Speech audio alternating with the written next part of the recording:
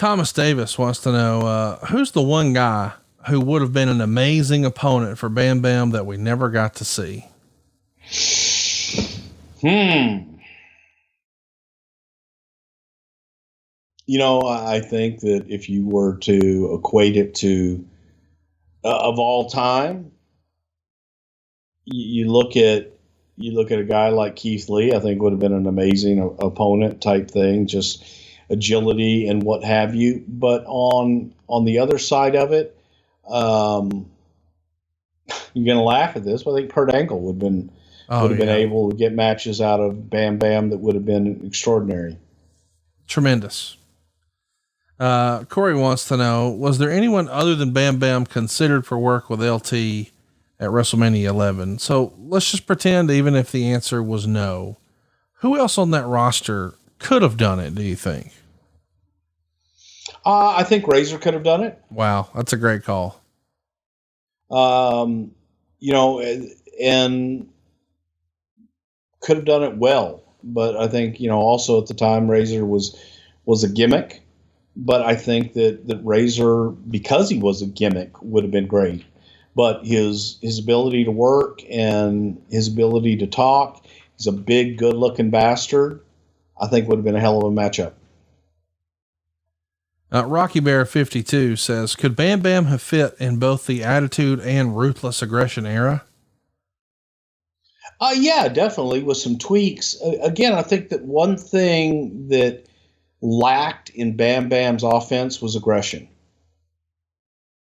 I don't know that he always had that killer overt instinct aggression. Yeah.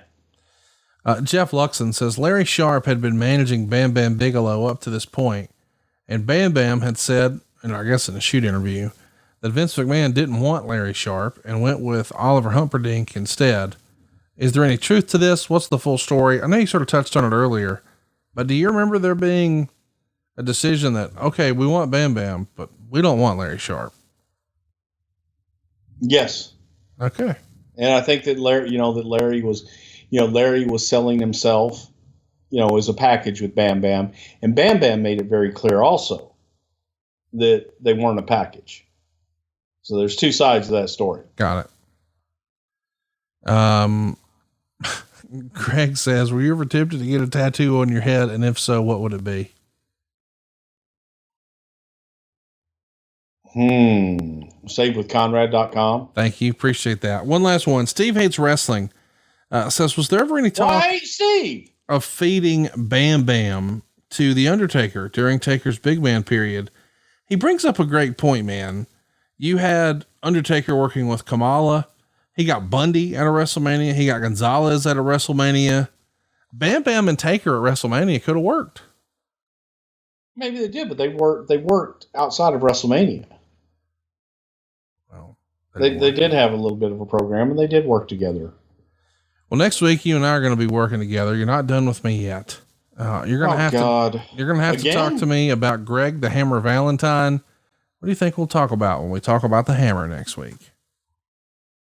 Well, we'll probably talk a little bit about his father, Johnny, and the fact that when Greg first, let's go in and dig into a little bit deeper on Greg. Let's talk about Johnny Fargo and Greg coming in initially, and how Johnny didn't want to admit that Greg was his son because it would make Johnny seem old, and Johnny brought him in as his brother at first. And when he first came in, he being Johnny would get Greg booked. Well, we'll talk about this next week, but Greg's an interesting cat, and a little slow, but methodical, and a sick, tough son of a bitch.